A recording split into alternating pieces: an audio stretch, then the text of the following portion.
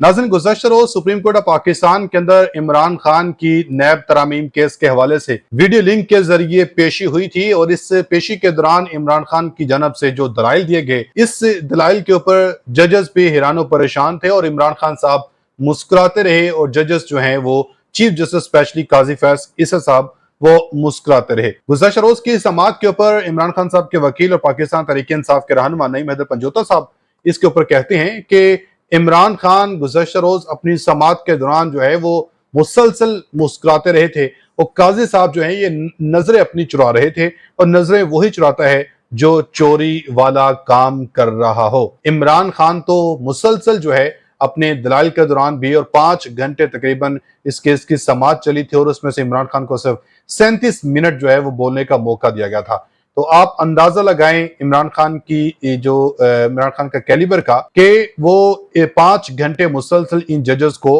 वो सुनते रहे। तो अब नाइकराम जो गुज़श्ता रोज समाअत के दौरान चीफ जस्टिस काजी फैज ईसा साहब और दीगर जजेस की पूरी कोशिश रही कि वो हुकूमत से मुज़ाकरात की जो पेशकश करते रहे कि हुकूमत को उस तरफ लेके जाते रहे कि हुकूमत जो है ना किसी तरह इमरान खान के साथ मुज़ाकरात करे ताकि ये मुल्क आगे बढ़ सके। और जो जस्टिस अतर मिनुल्लाह साहब हैं, जस्टिस अतर मिनुल्लाह साहब ने तो क्या ही कमाल किया। इन्होंने इमरान खान साहब को मुखातिब करते कहा कि खान साहब आप वाहिद एक ऐसे लीडर हैं जो इस वक्त पूरे पाकिस्तान में मकबूल तरीन लीडर हैं और आप बदकिस्मती से इस वक्त जेल में हैं, मगर कौम को आपके साथ उम्मीदें हैं, कौम आपकी तरफ देख रही है कि आप आएंगे, आप हमारे लिए जो आसानियां हैं वो पैदा करेंगे। तो चीफ जस्टिस काजी फैज ईसा साहब ने हुकूमत को जो फोर्स किया या हुकूमत को इस तरफ तवज्जो दिलाई कि आप जो हैं वो मुज़ाकरत की तरफ आएं और इमरान खान को बार बार यही जो है पॉइंट हाईलाइट करने की जजेस की जानब से कोशिश की जाती रही। तो क्या इसके बाद अब बर्फ पिघल चुकी है या जो दावा किया जा रहा है कि इमरान खान को वज़ीर-ए-आज़म बनाने की ऑफर की जा रही है, इस्टेब्लिशमेंट में से चंद लोग ऐसे हैं जो चाहते हैं कि इमरान खान ही वज़ीर-ए-आज़म हो, अगर इमरान खान वज़ीर-ए-आज़म होगा तो ये मुल्क की जो मसाइल इस वक्त हैं ये मसाइल फौरी तौर पे हल हो जाएंगे। मगर इसके ऊपर इमरान खान साहब की जानब से इस ऑफर को भी इनकार किया गया। किसकी जानब से दावा किया गया ये भी आपको बताऊंगा और साथ ही साथ अब हुकूमती रहनुमाओं से भी इमरान खान की तारीफें की जा रही हैं और बार बार ये मुतालबा किया जा रहा है कि इमरान खान को अगर जितने भी नाजायज झूठे मुकदमात में गिरफ्तार किया गया है फौरी तौर पे सारे मुकदमात खत्म किए जाएं। ये तमाम खबरें इस वीडियो में डिस्कस करूंगा। आपसे गुजारिश है कि वीडियो के अंत तक लाजमी देखिएगा। अगर आप लोगों ने अभी तक मेरे यूट्यूब और फेसबुक पेज को फॉलो सब्सक्राइब नहीं किया तो लाजमी कर दें, साथ में बेल आइकन को दबाएं ताकि हर नए आने वाली वीडियो आप तक आसानी से पहुंच रहे। नाज़रीन, मुस्लिम लीग नून के रहनुमा और सेनेटर सैयद मुशाहिद हुसैन इन्होंने गुफ्तगू की है और इस गुफ्तगू में ये कहते हैं कि वाहिद इमरान खान एक ऐसे शख्स हैं जो 8 फरवरी के बाद मुसलसल मुस्कुरा रहे हैं और मौजूदा सूरत-ए-हाल को एंजॉय कर रहे हैं। कैदी नंबर 804 का नाम भी नहीं लिया जा सकता लेकिन सियासत का महवर है। तोशाखाना सैफ और इद्दत केस कूड़ेदान में चले गए हैं। बदकिस्मती है कि हम तारीख से सबक नहीं सीखते।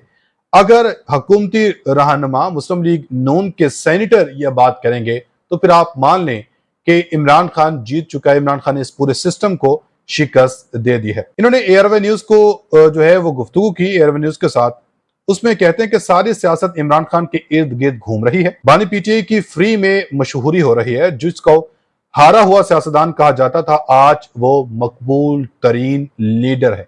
इस वक्त सियासत फंसी हुई है, हर तरफ डेडलॉक नजर आ रहा है। एक रियासत डंडा इस्तेमाल कर रही है और एक तरफ स्ट्रीट पावर है जो कैदी नंबर 804 के साथ है। पाकिस्तान में सियासत की सूरत-ए-हाल बड़ी अजीब हो गई है। 8 फरवरी के बाद पाकिस्तान बदला है और लोगों ने रद्द-ए-अमल भी दिया। 8 फरवरी को जो सरप्राइज हमें मिला उसी तरह भारत में मोदी को सरप्राइज मिला। भारत में ईवीएम के जरिए इलेक्शन हुए, धांधली का इल्जाम नहीं लगा। तो पाकिस्तान के अंदर भी इमरान खान ही ईवीएम मशीन को लाना चाहते थे जिसको बदकिस्मती से नहीं लाया गया। ये तो थे मुस्लिम लीग नून के सेनेटर सैयद मुशाहिद हुसैन।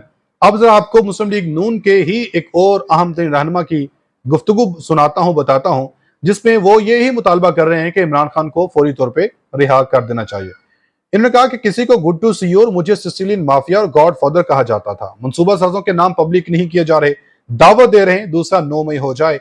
मेरी पेशी पर तो कर्फ्यू लगा दिया जाता था, मगर यहाँ पे तो इमरान खान को वीवीआईपी जो होटल है उसकी सहूलियत दी जा रही है। तो साथ इनकी तरफ से कहा गया کہ میں کہتا ہوں بانی پی ٹی آئی پر جتنے ناجائز مقدمے ہیں فوری طور پر ختم کیے جائیں. ملک کے اندر 75 سال بعد یہی بحث ہو رہی ہے کہ کون مقبول ہے اور کون معقول ہے. ان کو اس چیز کا بھی ڈر ہے یا اس چیز کا بھی ان کو اب جو ہے یہ چیز بھی گوارا نہیں گزر رہی کہ عمران خان آخر کیوں اتنا زیادہ مقبول ہوتا جا رہا. حالانکہ عمران خان کے اوپر اتنے مقدمات ہیں. عمران خان 1 سال سے زیادہ عرصہ گزر چکا وہ جیل میں ہے.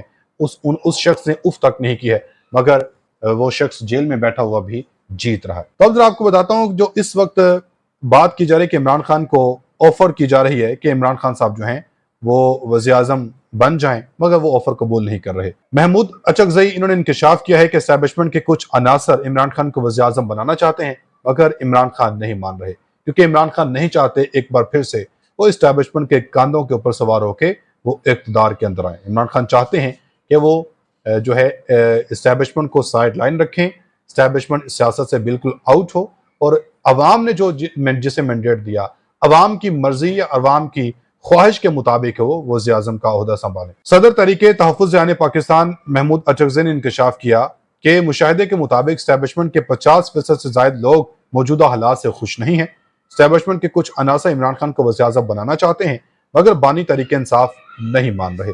مجھے نہیں لگتا کہ عمران خان اسٹیبلشمنٹ کے کاندھے کے اوپر چڑھ کر آئے گا. اگر وہ ایسا کرے گا تو اپنے ہی پیروں پر وہ کلہاڑی مارے گا کیونکہ عمران خان کو جتنی اکثریت حاصل ہے ابھی تک اتنی کسی کو بھی نہیں ملی ہے اور یہ چیز اب تو عمران خان کے مخالف بھی مان رہے ہیں. اسی حوالے سے اب خبریں پھیلائی جا رہی ہیں. اس حوالے سے ابھی تک پاکستان تحریک انصاف کی جانب سے کوئی تردید نہیں آئی ہے. جی نیوز کے مطابق خبر ہے کہ پاکستان تحریک انصاف چونکہ گزشتہ روز سپریم کورٹ آف پاکستان سے ججز کی جانب سے یہ مشورہ دیا جاتا رہا تھا کہ آپ جو ہے وہ مذاکرات کی طرف آئیں. عمران خان کو بھی قائل کیا جاتا رہا اور حکومت کو بھی قائل کیا جاتا رہا.